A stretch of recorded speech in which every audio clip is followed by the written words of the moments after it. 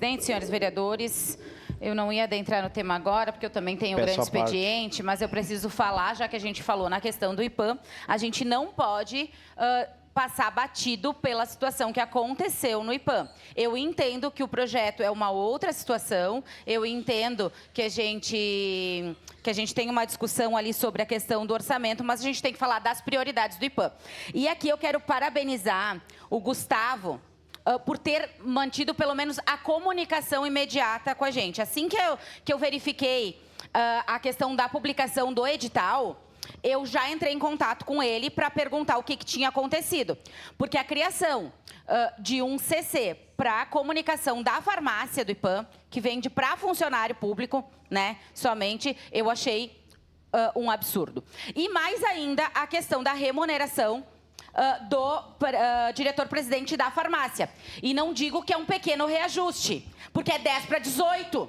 É de 10 mil para 18 mil reais a alteração que estava se pedindo. Então, eu achei gravíssimo essa situação. Mandei imediatamente para o Gustavo a minha indignação como vereadora. Por quê? Porque não iria passar por essa casa, é uma empresa, passando pelos conselheiros, estava tudo ok. E para nós não está tudo ok, porque a gente é fiscalizador.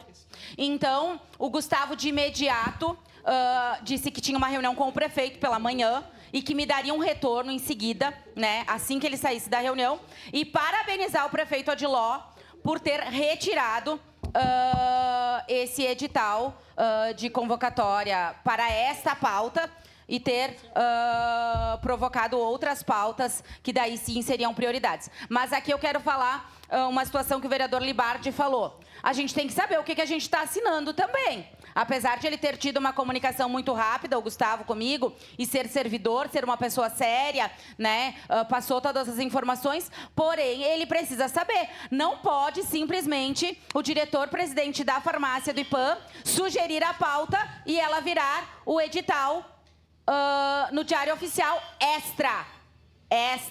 Não aconteceu no Diário Oficial normal, aconteceu no extra.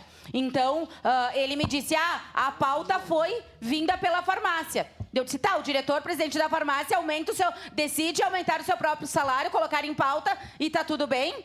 E acredito que não está. E pergunto, que show da Xuxa é esse, né? Que a gente pode passar um pequeno reajuste de 10 mil reais para 18 mil reais do salário e ser um pequeno reajuste de salário. Pera lá, tem alguma coisa errada aí. Então, eu provoquei, sim, o presidente diretor do IPAM, o Gustavo. Ele me respondeu prontamente, conversou com o prefeito no outro dia, tiraram de pauta, mas eu digo, um alerta para ele. Ele é servidor público, ele está num cargo de chefia e precisa, no mínimo, ler as convocações, porque senão vai virar bagunça. E não podemos aceitar que isso se torne bagunça aqui no nosso município. Então, neste projeto que está em discussão na Câmara, eu vou votar favorável. Acredito que a gente tem que ter um cuidado para isso não virar a prática, né, de acontecer essa situação, de passar o orçamento do ano passado, de se passar e daí nesse ano voltar. Acredito que a informática é importante, mas aproveitei para debater essa questão do IPAM, onde deixou eu indignada, né? Foi até reportagem da Rádio Viva pela manhã, o Paim falou, e a gente não pode deixar o município entrar nessa situação aí, né? A gente precisa que a pauta seja decidida e que as pessoas que tenham a responsabilidade de olhar por isso, olhem. Eu, quando entrei nessa casa, assumi diversas posições aí na questão das comissões, inclusive na CCJ, não se passa uma situação sem eu assinar e estar de acordo, no mínimo, com essa pauta. Era isso, senhor presidente.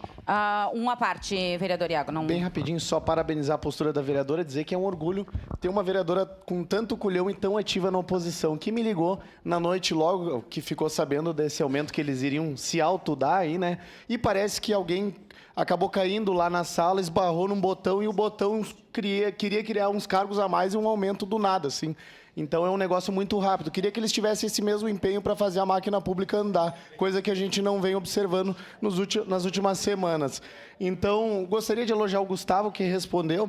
E quando o pessoal aqui passa pano pro prefeito e diz que não foi ele, é ele que é o gestor, Daniel. Então, ele tem que demitir quem é. Então, Mas ele perdeu energia nisso. E quando ele perde energia nisso, ele não perde em resolver outros problemas. Então, eu acho que é uma falha do prefeito, sim. Muito obrigado, Débora. Para finalizar, senhor presidente, eu só digo o seguinte, não é que seja uma falta totalmente do prefeito, porém, se daqui a pouco a gente não tivesse uma oposição perguntando, um jornal falando, uma rádio falando, poderia ter passado batido, porque a reunião era amanhã e daqui a pouco acontecia. Então, era isso, senhor presidente, muito obrigada.